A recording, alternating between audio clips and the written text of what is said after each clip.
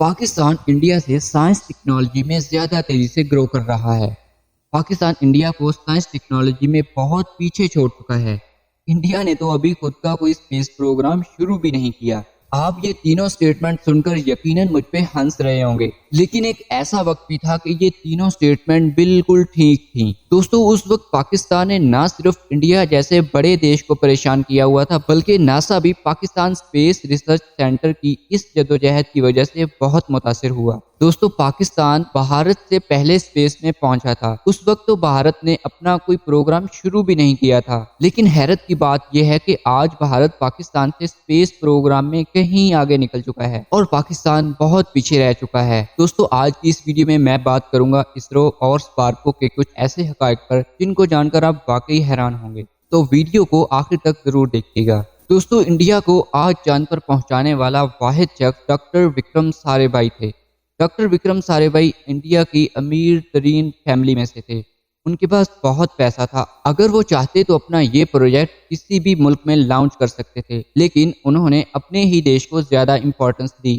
دوستو، ڈاکٹر وکرم نے جب انڈیا میں اسپیس ریسرچ آرگنائزیشن کی بنیاد رکھی تو اس پر بھارتی عوام نے ڈاکٹر وکرم کی مخالفت شروع کر دی، کیونکہ اس وقت انڈیا کی عام عوام کے پاس نہ تو پیسہ تھا، نہ ہی تعلیم اور نہ ہی 2 وقت کی روٹی۔ لوگوں نے پوچھا کہ آخر بھارت جیسے غریب دیش کو ایک اسپیس پروگرام کی کیا ضرورت ہے، تو ڈاکٹر وکرم نے بڑے ہی کانفیڈنٹلی کہا کہ بے شک انڈیا ایک غریب ملک ہے، لیکن ہمیں اسپیس ریسرچ آرگنائزیشن کی ضرورت ہے۔ دوستو، ڈاکٹر وکرم کو بہت سارے چیلنجز کا سامنا کرنا پڑا، لیکن انہیں یہ علم تھا کہ اگر اسپیس پروگرام کامیاب ہو گیا تو اس سے انڈیا کے بہت سارے مسائل ختم ہو سکتے ہیں۔ دوستو، دراصل اسپیس پروگرام کی وجہ سے ہی ہم موسمی حالات کا جائزہ لے سکتے ہیں، اور اسپیس پروگرام کی وجہ سے ہم اپنے ملک کی آرمی کو بھی تحفظ دے سکتے ہیں۔ لیکن اب بات کرتے ہیں پاکستانی خلائی تحقیقاتی ادارے اسپارکو پر۔ دوستو، اسپارکو کا قیام 1961 یعنی کہ 1961 میں جنرل ایوب خان کے دور میں ہوا، لیکن کیا یہ سفر پاکستان نے اکیلے ہی شروع کیا تھا؟ سوچنے کی بات تو یہ ہے کہ کیا پاکستان کے پاس 1961 میں ایسے سائنسدان موجود تھے جو اسپیس ریسرچ آرگنائزیشن پر کام کر سکتے تھے؟ لیکن یہاں پر کہانی میں کچھ ٹویسٹ ہے۔ دوستو، ورلڈ وار 2 کے بعد 2 بڑے دیش سپر پاور کی طرح ابھرے تھے۔ دوستو، امریکہ اور سوویت یونین، ان دونوں ممالک کے درمیان ایک ٹینشن بڑھتی ہے اور ایک جنگ شروع ہوتی ہے، لیکن یہ جنگ بم اور ہتھیاروں والی نہیں تھی، بلکہ یہ جنگ تھی کہ کون پہلے اسپیس میں پہنچے گا۔ اس وقت ان دونوں ممالک میں ایک اسپیس وار شروع ہو جاتی ہے۔ دوستو، 1955 میں امریکہ یہ اعلان کرتا ہے کہ وہ ایک آرٹیفیشل سیٹلائٹ لانچ کرنے جا رہا ہے۔ اس اناؤنسمنٹ کے بعد سوویت یونین بھی اعلان کرتے ہیں کہ وہ بھی خلا میں ایک آرٹیفیشل سیٹلائٹ لانچ کرنے والے ہیں، لیکن پھر قریب 2 سال بعد 1957 میں سوویت یونین اس ریس میں آگے نکل جاتے ہیں۔ دوستو، سوویت یونین نے دنیا کی سب سے پہلی آرٹیفیشل سیٹلائٹ سپوتنک کو لانچ کر کے ایک ورلڈ ریکارڈ بنا دیا تھا، اور اس کے ٹھیک 1 مہینے بعد سوویت یونین نے اپنا دوسرا آرٹیفیشل سیٹلائٹ سپوتنک 2 کو لانچ کیا، اور اس میں ایک کتا بھی تھا۔ لیکن امریکہ بھی اپنی پوری کوشش سے اپنے پروجیکٹ پہ کام کر رہا تھا۔ جنوری 1958 میں امریکہ بھی اپنی انٹری مارتا ہے اور اپنی پہلی آرٹیفیشل سیٹلائٹ لانچ کرتا ہے، جس کا نام ایکسپلورر 1 تھا۔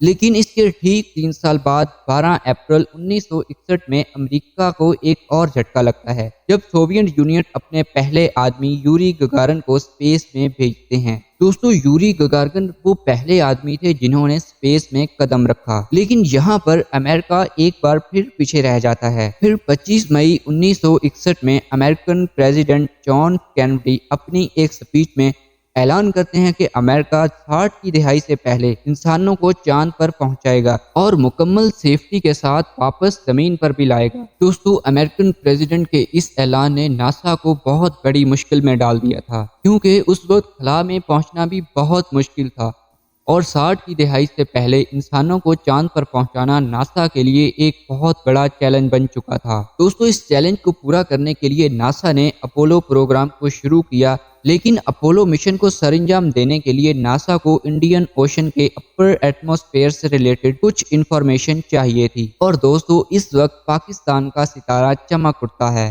1961 میں جنرل ایوب خان امریکہ کے دورے پر روانہ ہوتے ہیں، دوستو اس وقت ناسا پاکستان سے یہ ڈیمانڈ کرتا ہے کہ ہمیں انڈین اوشن اپر ایٹماسفیئر کا ڈیٹا چاہیے، جس پر ناسا نے پاکستان کو آفر کی کہ ہم آپ کو راکٹ ٹیکنالوجی فراہم کریں گے، لیکن ایک شرط پر، جو ڈیٹا اس راکٹ کے ذریعے حاصل ہوگا وہ ناسا کے ساتھ ضرور شیئر کیا جائے گا۔ اور پاکستان کے صدر جنرل ایوب خان اس شرط کو منظور کر لیتے ہیں، اور پھر پاکستان کے 5 سائنسدانوں کو ناسا کی طرف سے ٹریننگ دی جاتی ہے، اور یہیں سے اسپارکو کا سفر شروع ہوتا ہے۔ دوستو ان 5 سائنسدانوں میں ڈاکٹر عبدالسلام بھی شامل تھے، جن کو نوبل پرائز بھی دیا گیا، اور یہی اسپارکو کے پہلے چیئرمین بھی تھے۔ ناسا نے پاکستان کو تمام ٹیکنالوجی فراہم کی، اور پھر 1961 میں اسپارکو کی بنیاد رکھی جاتی ہے۔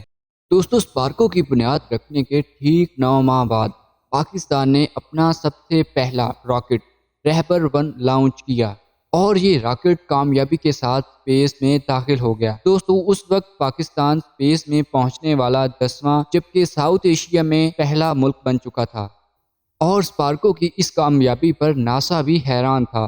دوستو اس کے بعد ناسا اور اسپارکو نے مل کر بہت سارے پروجیکٹ پہ کام شروع کر دیے تھے، اور اسپارکو نے اس تھوڑے سے عرصے میں تقریباً 200 سے زیادہ راکٹ فضا میں لانچ کیے تھے۔ اسپارکو اس وقت بالکل صحیح سمت میں کام کر رہا تھا۔ اس کے بعد اسپارکو کا ڈاؤن فال شروع ہوتا ہے۔ دوستو 1965 اور 1971 کے درمیان 2 جنگیں ہوتی ہیں۔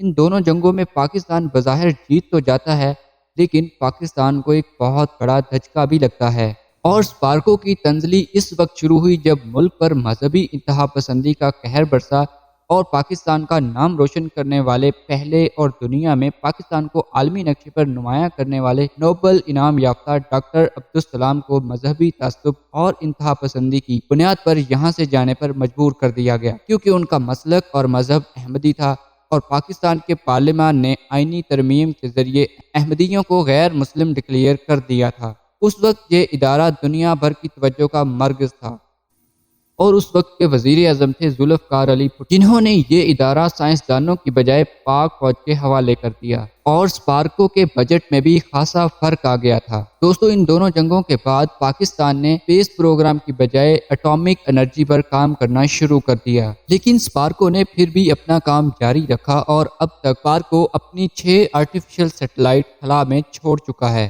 لیکن انڈیا نے پاکستان کے مقابلے میں آج اسپیس نے زیادہ ترقی حاصل کی ہے۔ دوستو اسرو اور اسپارکو کے بجٹ میں بھی خاصا فرق ہے۔ اسپارکو کا سالانہ بجٹ $36 ملین ہے، جبکہ اسرو کا سالانہ بجٹ $1.9 بلین ہے، جو کہ اسپارکو سے کہیں زیادہ ہے۔ جبکہ دیکھا جائے تو ناسا کے ایک ایسٹرونٹ کی قیمت $150 ملین ہے۔ دوستو آج اسپارکو اس نہج پر پہنچ چکا ہے کہ ہم ایک راکٹ بھی اپنی سرزمین سے لانچ نہیں کر سکتے، کیونکہ ہمارے پاس لانچنگ سسٹم ہی موجود نہیں۔ اگر ہمیں مستقبل میں کوئی راکٹ لانچ کرنا ہوا تو ہم چائنا کی مدد لیں گے، جبکہ اس کے مقابلے میں اگر بھارت میں دیکھا جائے تو اسرو نے اپنا ایک راکٹ لانچنگ سسٹم بنا رکھا ہے، اور حال ہی میں انہوں نے چندریان 3 کو لانچ کیا، جس نے کامیابی کے ساتھ چاند کے ساؤتھ پول حصے میں سافٹ لینڈنگ بھی کی ہے۔ دوستو اسپارکو نے یہ اعلان کیا ہے کہ وہ 2040 تک اپنا ایک اسپیس راکٹ لانچنگ سسٹم بنا لے گا۔